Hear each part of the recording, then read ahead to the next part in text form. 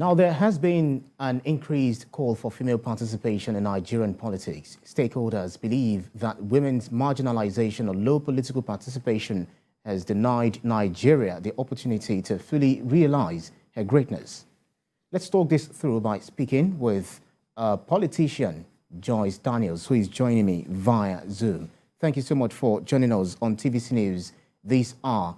The latest INEC register released shows 52.5% ratio of males to 47.5% of females, though a close call, but a decline from 2019 figures where females were more.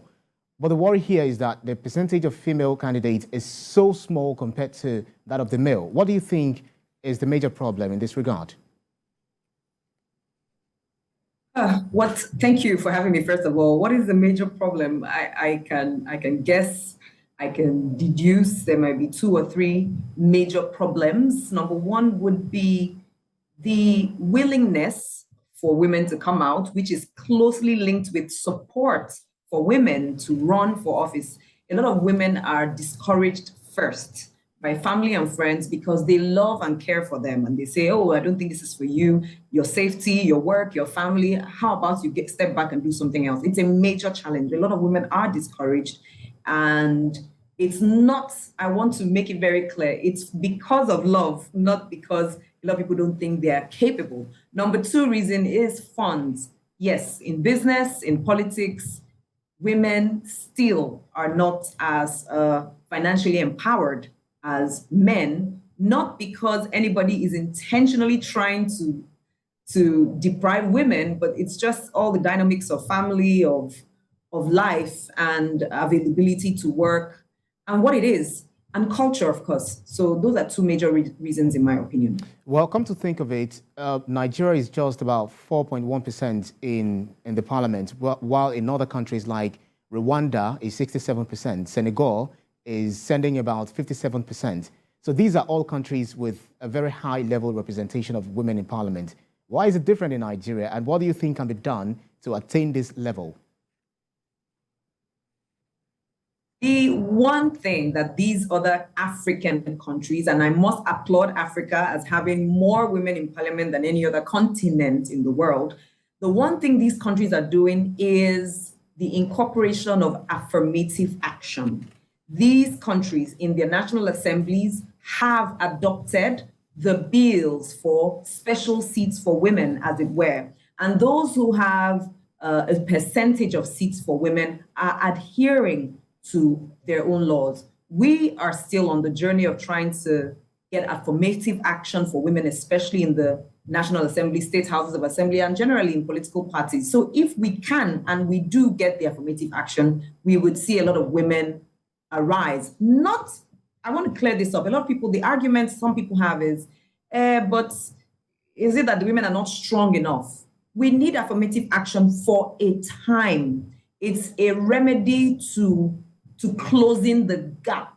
The moment the gap is closed, after a while, there will no longer be a need for affirmative action. More women would have seen their kind in these offices and succeed, and they would, of their own volition, take the step to join active partisan politics for the betterment of our country. Well, the criticism against women is that there are only few of you demonstrating, this capacity, and Paradis said is not served a la carte. So what exactly is the fear for women? Is it because the male folks, they've got money, and then they also can face the issue of insecurity, security issues around elections? And we also know, you as a politician yourself, you know that when women come out to run for elective positions, it's the women folks do not vote for them. They rather prefer to vote for the women folks. So what exactly do you think? Do you think this is also a bane to achieving this feat?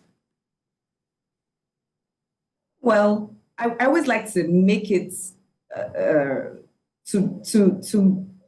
I like to compare with business. Women are still trying to occupy better positions in business, in career. Politics is not any different. The truth is, it's the same challenges across board. The same reason why we don't have this, half the number of high-level leaders in business as women is the same challenges why we don't have that many women in politics. Same, it's family constraints, it's finance, it's fear of safety of life. And not only her fear, it's a concern of everyone else. If a woman and a man are to run for the same office, from the same family, say they're brother and sister, the parents are more likely to say to the woman, relax, let your brother go, you take care of family, just in case. So it's the same challenge. It's the same challenge. It's not unique. It's not, oh, only women are harassed during elections, and so it's only women who are afraid for their lives. Of course, many people also discourage men for running for office.